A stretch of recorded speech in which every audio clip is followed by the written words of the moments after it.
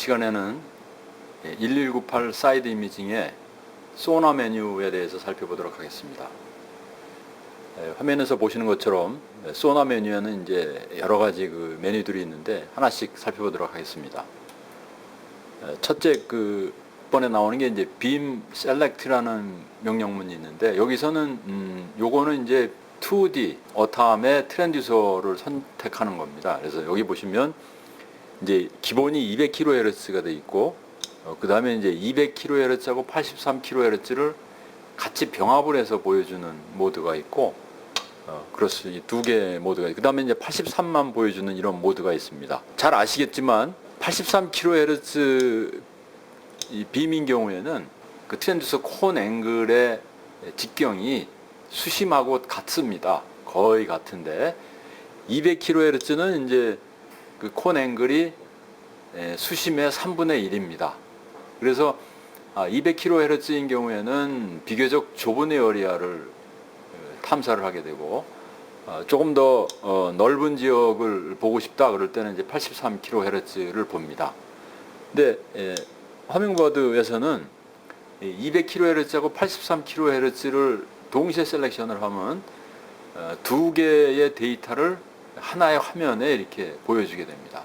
통상적으로는 이제 뭐 200kHz만 해도 바닥을 정확하게 볼 수 있기 때문에 되게 200kHz로 많이 씁니다. 그러면 수심이 더 깊다든지 아주 깊은 수심대에서는 이제 200kHz 빔 같은 경우에는 이제 그 거리가 83kHz보다는 짧기 때문에 그런 경우에는 이제 83kHz를 씁니다. 그래서 여기 통상적으로는 도달 수심이 미달해서 이렇게 83, 200을 쓰는 것보다는 2D 빔을 가지고 탐사하는 폭을 좀 더 넓게 볼 것이냐 아니면 좁게 정밀하게 볼 것이냐, 이런 면으로 이제 선택을 하시면 되겠습니다. 그 다음에 이제 이 아래에 보시면 그 사이드 뷰 프리퀀시라고 있는데, 이 사이드 뷰 프리퀀시는 사이드 이미징의 주파수죠. 주파수를 455하고 800하고 두 가지를 선택할 수 있는데, 주파수가 높으면 높을수록 보다 더 그 선명한 화질을 얻을 수 있습니다. 그 대신 이제 이 선명한 화질에 반대되는 그 단점으로는 바람이라든지 어떤 그 파고의 영향 또는 노이즈 등에 의해서 훨씬 더 영향을 많이 받기 때문에 굉장히 그 관용도가 떨어집니다. 그래서 민물이나 아니면 뭐 이게 특수한 경우가 아니면 800kHz 빔으로 선택을 해서 사이드 이미지를 봤을 때 저 선명도에서 얻어지는 그 장점을 대개 그 파도라든지 이런 흔들림에 의해서 잊어버리기 때문에 통상적으로는 허밍버드 어탐 같은 경우에는 455kHz로 선택을 해서 보시는 게 일반적인 상황에서 아주 좋은 결과를 보여주고 있습니다.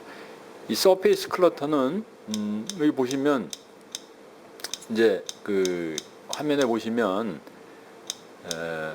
이 수면이죠. 수면 부근에 어떤 노이즈라든지 이런 거를 얼마까지 그 제거해서 볼 거냐, 이런 거를 선택을 하는 겁니다. 이게 서페이스 클러터를 10으로 두면 이 수표면 부근에 있는 어떤 그 영향들까지를 다 보여줍니다. 그러니까 서페이스 클러터를 줄이게 되면 수면 부근에서의 여러 가지 그 파도에 의해서 생기는 그 파장이라든지 이런 것들을 많이 제거하게 되죠. 그래서 요거는 특수한 일반적으로는 서페이스 클러터를 5 정도에다 놔서 이 수표면의 영향을 많이 제거해 놓고 보는데, 민물 같은 경우에 배스 낚시를 하시는 분들 같은 경우에는 이 표면 부근에 플랑크톤이나 이런 거를 쫓아다니는 어떤 베이트피시나 이런 거가 중요한 경우에는 이 서페이스 클러터를 올려서 수표면 부근에 있는 어떤 그 물체들의 움직임을 관찰할 필요도 있겠습니다. 이제 그런 용도에 쓰시면 되겠습니다. 자, 그 다음에 스위치 파이어 기능이 있는데, 이 스위치 파이어 기능은 클리어 모드가 있고 맥스 모드가 있습니다. 자, 클리어 모드는 이 어탐기 안에서 트랜듀서를 통해서 올라오는 신호를 어탐기 안에 있는 어떤 그 알고리즘에 의해서 노이즈를 많이 없애고 필요한 뭐 고기의 시그널이라든지 바닥이라든지 이런 스트럭처에 대한 시그널들만 좀 깨끗하게 정리를 해서 보여주는 모드입니다. 그래서 통상적으로는 이제 클리어 모드를 많이 쓰고요. 그 다음에 이제 이 맥스 모드를 선택을 하게 되면 지금 화면에서 보이시죠? 똑같은 데이터입니다. 지금 요거는 실제로 태안 지역에서 낚시를 하면서 레코딩한 데이터인데 그때 당시에 데이터를 맥스 모드로 놓으면 트랜듀서를 통해서 물에서 반사되었던 여러 가지 시그널들을 다 보여줍니다. 그러니까 뭐 노이즈라든지 뭐 파도나 조류에 의해서 발생되는 거품이라든지 이런 것들이 다 이런 신호들로 해서 이제 화면에 꽉 차게 되죠. 그래서 그러면 맥스 모드는 어떤 때 사용하느냐? 이것은 이제 물속이 비교적 굉장히 깨끗한 경우에 미세하게 남아있는 어떤 신호들을 잡아내기 위해서 쓰는 경우에 통상적으로 맥스 모드를 씁니다. 이제 민물 같으면 이제 한겨울에 저수지 물이 굉장히 깨끗해지기 때문에 그럴 때는 이제 맥스 모드로 놓고 아주 작은 신호라도 이제 잡아 보려고 하는 그런 방법입니다. 복잡한 지형 주변에서 어떤 물속 상황을 내가 정확하게 보고 싶다 그럴 때는 맥스 모드를 놓고 보시다가 또는 이제 이 클리어 모드로 놓고 보고 두 개를 비교해서 보시면 이렇게 되겠습니다. 그 다음에 피시 아이디는 이제 고기라고 간주되는 신호를 고기의 심볼로서 이제 표시를 해주는 그런 기능이 되겠습니다. 그래서 Fish ID Sensitivity는 이제 Fish ID를 분별을 할 때 어탐기에서 이제 트랜듀서를 통해서 초음파를 발산하고 초음파에 의해서 이제 신호를 리턴 받은 그 결과를 가지고 이제 이것이 고기인가 아닌가를 판별하게 되는데 그때 이제 그 감도를 조금 더 올릴 거냐 또는 내릴 거냐 이렇게 씁니다. 그래서 보통상적으로는 뭐 숙달되신 분들 같은 경우는 Fish ID를 5% 놓고 씁니다. 5% 놓고 쓰는데 아주 특수한 경우 만약에 물 속에 떠 있는 고기들이 많다. 물에 떠 있는 고기들이 많고 그럴 때는 이 Fish ID를 ON을 해놓고 보는 것도 때로는 도움이 됩니다.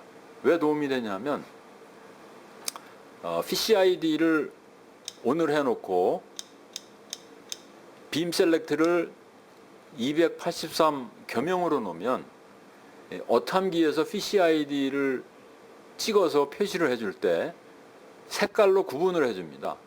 그러니까 200kHz에 찍힌 Fish ID는 오렌지색으로 표시를 해주고 83kHz를 통해서 찍힌 Fish ID는 청색으로 찍어줍니다.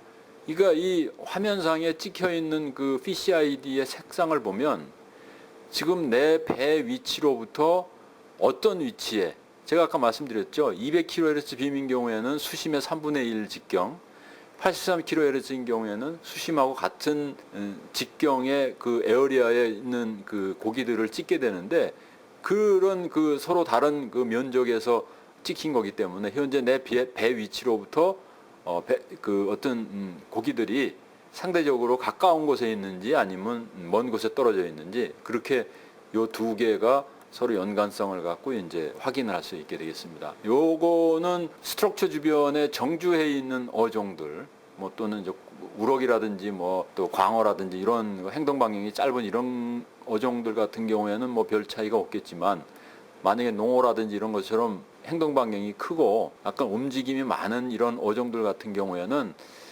때로는 이제 이런 거를 활용을 좀 하시면 상당히 그 유용할 수가 있습니다. 어떤 경우에는 빠르게 움직이게 되면 보트가 이렇게 정지해 있는 상태에서 만약에 어류가 이동을 해서 그 빔 사이를 지나가게 되는 경우에는 청색으로 찍히다가 그 다음에 오렌지색으로 찍히기도 하고 오렌지색으로 찍히다가 청색으로 찍히기도 합니다. 지금 여기 화면에 나타나는 이 형상들을 보면 이거는 굉장히 큰 그 베이트피시 덩어리가 지금 있는 거를 알 수가 있죠. 지금 이것은 평평하다가 이렇게 안반으로 턱이 져 있는 부분에 지금 굉장히 많은 어류 개체군이 떠 있는 모습을 볼 수가 있습니다. 그 다음에 이 RTS 윈도우라는 거는 어떤 경우에는 우측에 보시면 RTS 오프로 하면 그 화면이 없었죠. RTS 윈도우를 네로우로 하면 이렇고 와이드로 하면 이렇습니다. 이거는 수면에서부터 트랜듀서가 음파를 발산해서 바닥을 통과해서 들어오는 신호들을 여과 없이 어떤 화면에 어떤 신호로서 보여주는 게 아니고 그냥 어떤 그 시그널의 그 세기로서 이렇게 보여주는 겁니다. 요거는 주로 이제 뭐 얼음 낚시한다든지 배가 정지해 있는 상태에서 많이 그 전부터 사용해 왔던 방식이기 때문에 요거는 이제 익숙하신 분들은 요런 윈도우를 많이 활용을 해서 쓰시면 되겠습니다. 그 다음에 이제 소나 칼라가 있는데, 소나 칼라는 이 뒤에 보시는 이 소나의 어탐기 화면의 색깔 배색을 뜻합니다. 이게 통상적으로 보이는 요 화면이 오리지널 팔레트고, 다른 이제 팔레트 1을 선택을 하시면 요런 화면 형태로 나오고, 그 다음에 팔레트 2를 하면 또 다른 배색들이 나옵니다. 이거는 이제 본인이 어떤 지형의 어떤 형태의 어군이라든지 그 서로 다른 상황에서의 어떤 어군들을 추적을 할 때 이 독특한 컬러 팔레트를 선택을 했을 때 훨씬 잘 보이는 경우가 있습니다. 그래서 요거는 경험상으로 본인들이 그때그때 상황에 맞춰서 쓰시면서 적절하게 조절을 해서 쓰시면 되겠습니다. 자, 그 다음에 이제 이 버튼 뷰가 있는데, 이 버튼 뷰에는 화이트 라인하고 스트럭처 아이디 두 가지가 있습니다. 이거는 이제 화이트 라인은 바닥에 안반층이 있는 부분을, 딱딱한 부분을 흰색으로 표시를 해주는 겁니다. 그리고 흰색이 아닌 부분을 이제 그 안반 위에 점토층이 있다든지 그런 거를 이제 다른 색깔로 이렇게 표시를 해줘서, 주로 이거는 이제 하드 버텀 지역, 바닥이 딱딱한 지역을 판별을 할 때 주로 많이 사용을 합니다. 그 다음에 이제 스트럭처 아이디는 이 시그널 형태를 그냥 일반적인 그 어탐기에 보이는 형태대로 이제 보여주는 그런 방식이고요. 그래서 스트럭처 아이디가 있고, 그 다음에 이제 화이트 라인이 있습니다. 저는 개인적으로는 바닥의 재질을 빨리 판단할 수 있는 이 화이트 라인을 선호를 합니다. 지금 여기 같은 경우 보면 이 바닥에 하얀 층이 있고 그 위에 별로 없습니다. 이런 경우에는 이제 안반이 노출되어 있는 지역을 뜻하고요. 이 하얀 선 위에 다른 색깔의 만약에 그 표시가 된다 그러면 그런 지역은 밑에는 딱딱한 안반이 있지만 그 위에 점토층이라든지 이런 게 다른 그 흙이나 이런 것들이 많이 쌓여 있는 상태를 의미합니다. 그래서 이 바텀 뷰는 이 스트럭처 아이디하고 화이트 라인 중에서 선택을 하시면 되겠고요. 그 다음에 이제 줌인데, 줌은 그 뷰 중에 이제 줌 뷰가 있습니다. 그 줌 뷰의 뷰를 이제 넓게 볼 거냐 좁게 볼 거냐 하는 그거 선택을 하는 거고요. 그 다음에 83kHz 빔을 쓰는 경우에 센시티비티를 그 83kHz의 그 민감 감도를 얼마로 조절할 거냐 하는 그런 부분이 있고요. 그 다음에 이제 뎁스 라인은 지금 여기 같은 경우에는 수심에 5, 10, 15, 20 뎁스 라인이 표시가 되어 있는 거고요. 이거를 뎁스 라인을 끄면 화면이 깨끗하죠? 지금 수심이 표시가 안 됩니다. 중간에 이제 그 기본 수심만 그 제일 수면하고 아랫부분에 수심만 나오고 중간에 수심이 안 나옵니다. 그래서 이거는 뭐 필요로 하시는 경우에 화면을 깨끗한 걸 보시기 원하면은 이거를 그냥 5% 해놓으시면 되고, 통상적으로는 이제 몇 메타 수심층에 베이트 PC가 떠 있고 다른 그 어시거들이 그 뒤에 몇 메타 층에 있는지를 보고 싶으실 때, 그 다음에 수심대의 스트럭처가 이런 그 여라든지 이런 게 몇 메타 층에 있는지 금방 보고 싶으실 때는 이제 뎁스 라인을 이렇게 켜놓고 보시면 되겠습니다.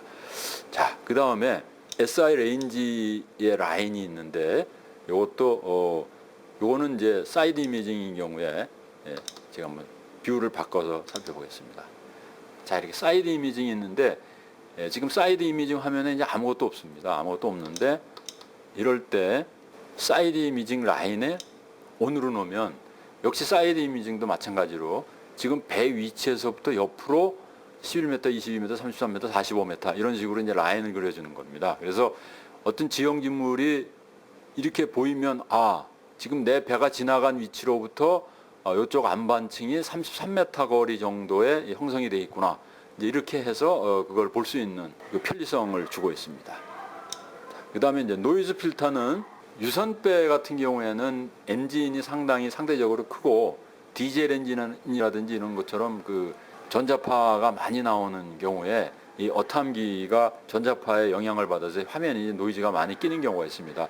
그럴 때 이제 노이즈를 제거해주는 필터가 작동하는데 이때 로우가 있고 미디움이 있고 하이가 있습니다. 하이 1, 2가 있는데 이거는 대신 이해를 하셔야 되는 게 노이즈 필터를 세게 하면 세게 할수록 상대적으로 작은 신호들은 이 노이즈 필터에 의해서 없어집니다. 그러니까 미묘한 어떤 그 바닥에서의 어떤 뭐 변화라든가 어떤 아주 그 미세하게 바닥에 붙어 있는 어류들 이런 거를 판단한다든지 이럴 때는 이 노이즈 필터를 강하게 쓰면 그런 희미한 신호들은 잊어버린다는 것을 염두에 두시고 활용을 하시면 되겠습니다.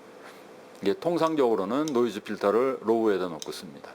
자, 그 다음에 이 맥스 뎁스는 기본적으로는 어탐기의 트랜듀서에서 음파를 발산할 때 최대한의 세기로 음파를 발산합니다. 근데 최대한의 세기로 음파를 발산하게 되는 경우에 뭐 옆에 배에 영향을 미칠 수도 있고요. 또는 자기 같은 배에 매달려 있는 같은 주파수대의 트랜듀서에는 서로 영향을 주기 때문에 그런 경우에 그런 간섭이라든지 이런 걸 최소화하기 위해서 또는 배터리 파워를 줄이기 위해서 이렇게 자기가 통상적으로 나는 뭐 30m 이상을 다닐 일이 없다. 아니면 50m 이상을 다닐 일이 없다. 그러면 이렇게 이제 자기가 통상적으로 운행하거나 낚시하는데 최대한으로 깊은 지역의 수심을 정하시면 그만큼의 100m 정도에 도달할 수 있는 파워만 트랜듀서가 발신을 합니다.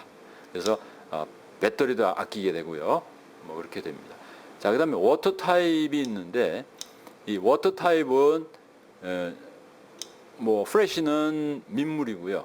그다음에 이제 이 솔트 워터 중에 이제 셜로우가 있고 솔트 워터 딥이 있습니다.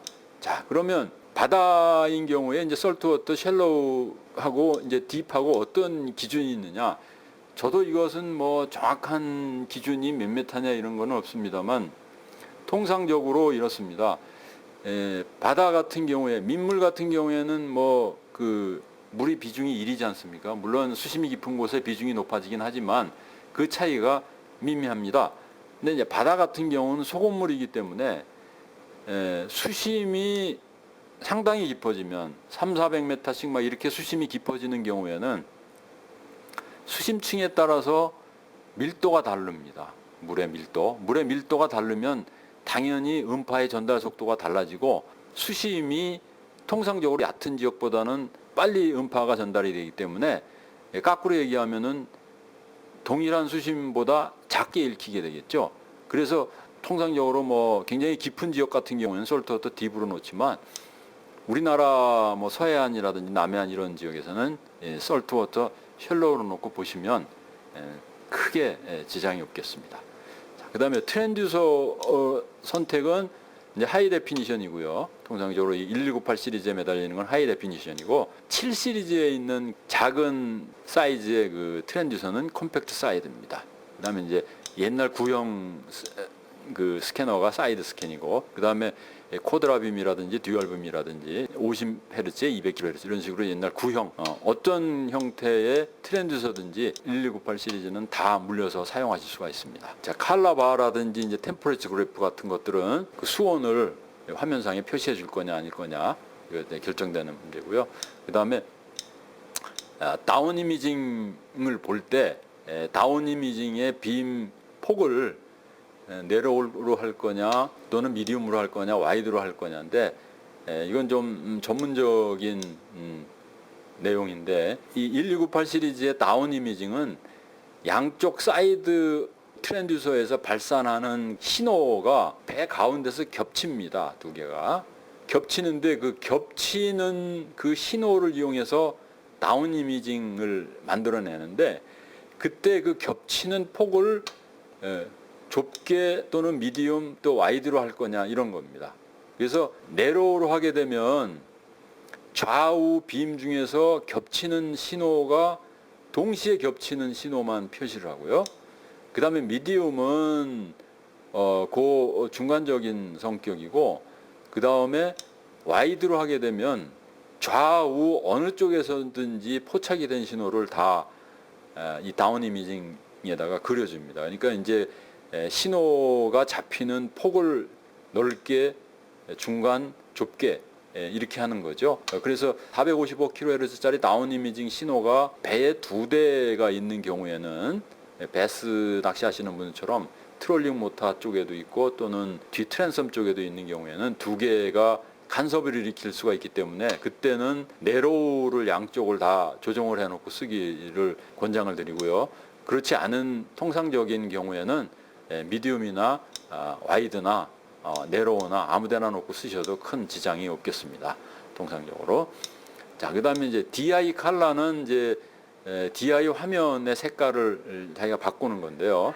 자, 보겠습니다. 자, 여기 DI 화면입니다. 이제 다운 이미징 화면인데 다운 이미징 화면의 색상을 브라운 컬러나 또는 그린이나 인버스 컬러나 인버스 회색이죠. 그 회색 그레이 컬러나 이런 식으로 자기가 원하는 컬러 배색으로 이제 바꿔서 이렇게 쓰시면 되겠습니다. 이거는 이제 이 자연스럽기는 브라운 컬러가 자연스럽고요. 그 분간하기는 이 엠버 1이 화면이 밝아서 화면을 판단하기가 좋습니다. 그 다음에 이제 특수한 경우에는 이제 그린 컬러인 경우에는 그 그린 색깔과 다른 바닥층의 재질이 보였을 때 이 콘트라스트가 좋기 때문에 그때는 이제 그린 컬러로 선택을 해서 쓰셔도 좋고요.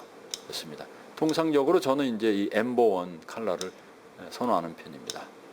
자, 그래서 지금까지 설명드린 내용이 이 1298 어탐의 소나 항목에 있는 그 아주 중요한 여러 가지 그 세팅하거나 보시는 방법들에 대해서 설명을 드렸습니다.